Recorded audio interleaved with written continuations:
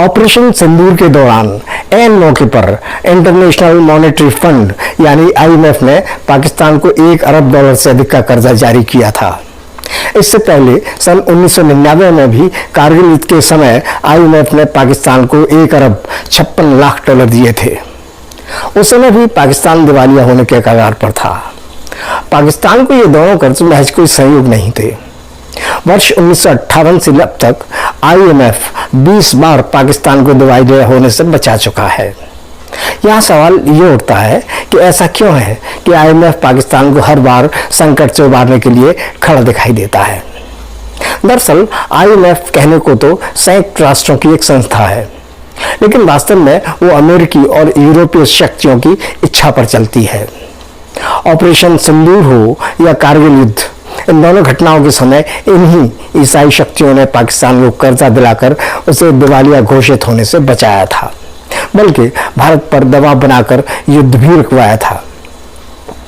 साफ था कि पश्चिमी ईसाई शक्तियों द्वारा पाकिस्तान की ऐसी सहायता का मुख्य उद्देश्य शांति स्थापित कराना नहीं था, बल्कि पाकिस्तान को बचाना और भारत को नियंत्रण में रखना था।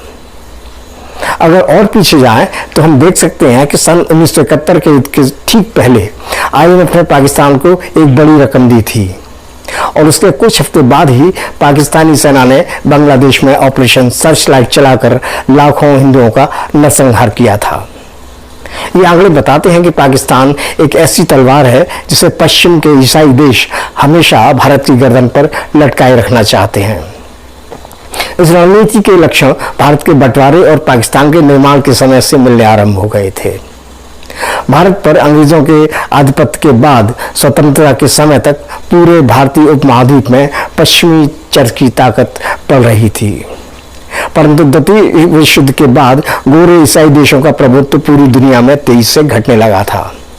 रणनीतिक कारणों से ब्रिटेन को भी भारत जैसे अपने उपनिवेशों को स्वतंत्र करना पड़ा था, लेकिन वो नहीं चाहता था कि भारतीय उपमहाद्वीप के इस क्षेत्र पर उनकी पकड़ पूरी तरह समाप्त हो जाए। इसके लिए उसको भारत के उत्तर पश्चिमी क्षेत्रों में अपनी उपस्थिति बनाए रखने की जरूरत थी, ताकि उसका दबदबा पूरे क्षेत्र पर बना रहे। ये संयोग मात्र नहीं है कि ठीक उसी भूभाग को तोड़कर अलग इस्लामी देश पाकिस्तान बनाया गया।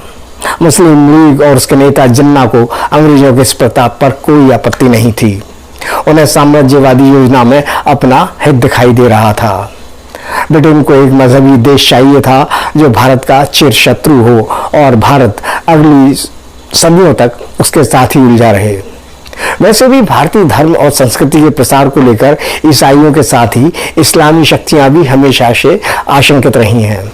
हालांकि इन दोनों शक्तियों के बीच आपसी झगड़े भी कम नहीं है, लेकिन मौका जब भी भारत और पाकिस्तान के बीच किसी विवाद का होता है, तब पश्चिमी शक्तियां पाकिस्तान के साथ खड़ी दिखाई देती हैं। बार बार पैदा हो रही ऐसी परिस्थितियां इस आशंका को भी बल देती हैं कि हिंदुओं और भारत के विरुद्ध आतंकवाद को हवा देने में इस्लामी शक्तियों को कहीं ईसाई शक्तियों का भी समर्थन तो नहीं मिल रहा। हिंदुओं को इस दिशा में सोचने का समय आ चुका है।